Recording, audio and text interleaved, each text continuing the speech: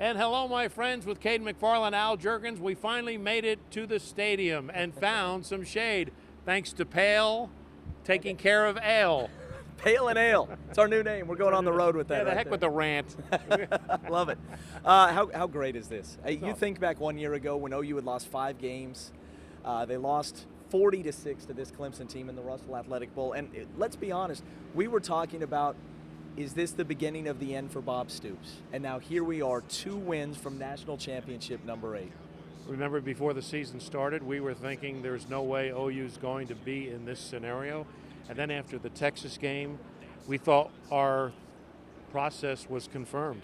Yeah, we thought these guys were no good after the Texas game, let's be honest. Couldn't tackle, No. couldn't protect Mayfield. Pathetic. And they've probably been the best team in the country ever since, outscoring people by about 30 points a game. The offense has been great, the defense has been great, and now you just hope that the 34-day layoff doesn't change that they continue to look like the team they looked like at the end of October and then through November. All right, we need to add, however, that OU's defense was given a blow, and we didn't find out until early this morning, but Charles Walker will not be able to play, one of their best defensive linemen, suffering a concussion at practice on Monday. That was not revealed until this morning. Yeah. I think that makes a little bit of a difference, especially the way Clemson likes to run the football. A big difference, probably like a 6'4", 300-pound difference.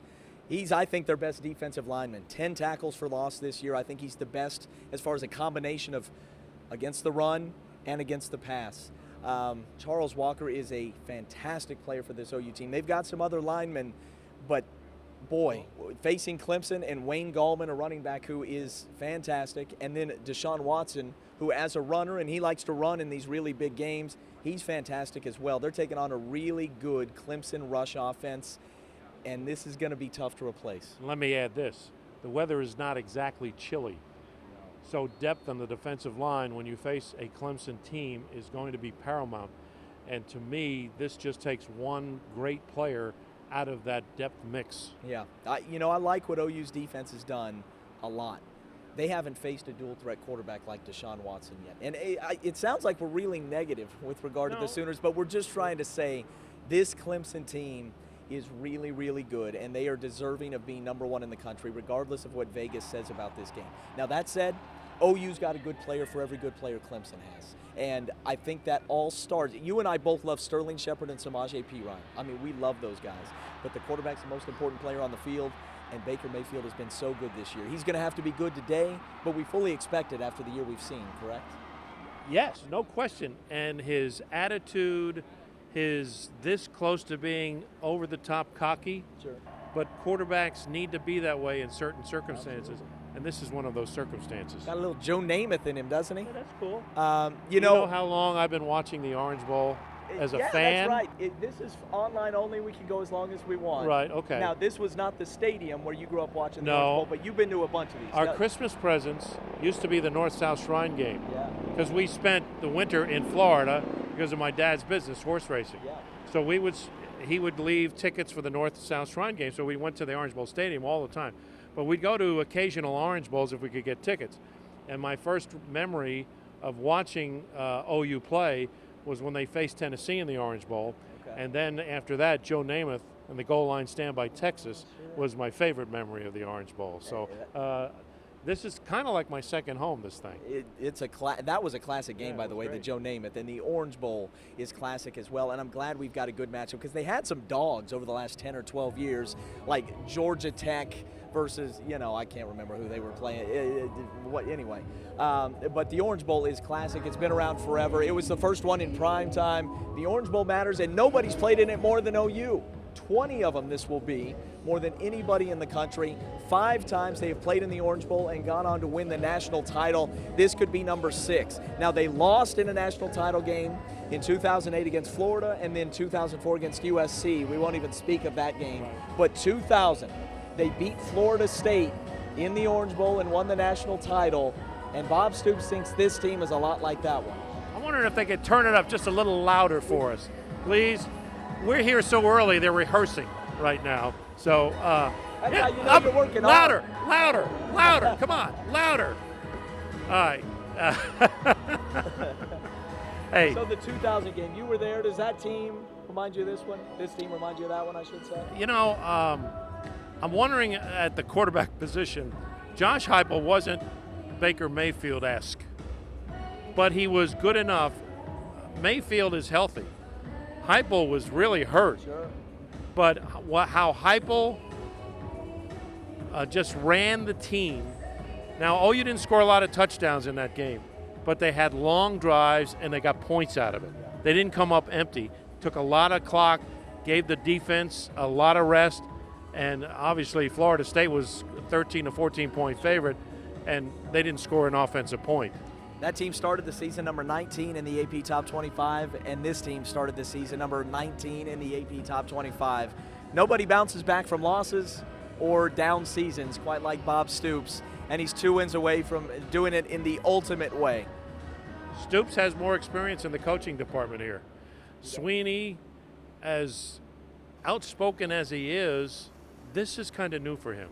And I'm just wondering, because he comes across as a great players coach, jokes around. He's no nonsense, but he also is very vocal. Bob Stoops is not quite that way. Bob Stoops is more of a tougher mentality. Not that Sweeney is. Obviously, got to be tougher. You wouldn't be here. But you know what I'm getting at. The experience factor, Stoops has been doing it for 17 years. Clemson, not so much. I'll be interested to see if your perception of Sweeney is the same as mine. When he first got the job, I thought this guy is too nice to be a really good head coach and a little bit too goofy. And then they gave up 70 points in an Orange Bowl loss to Dana Holgorsen in West Virginia. And I thought, this guy's just never going to be able to get over the hump.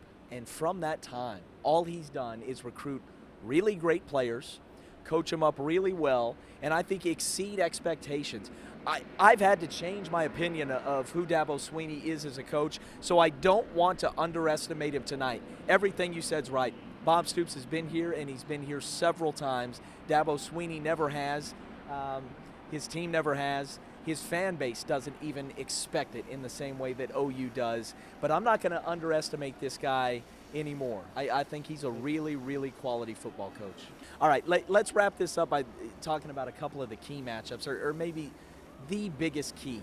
There are great matchups all over the field in this ball game. As Dabo Sweeney said yesterday, the 11 guys on the field at any given time for both teams are really good. Both teams are big and strong and fast.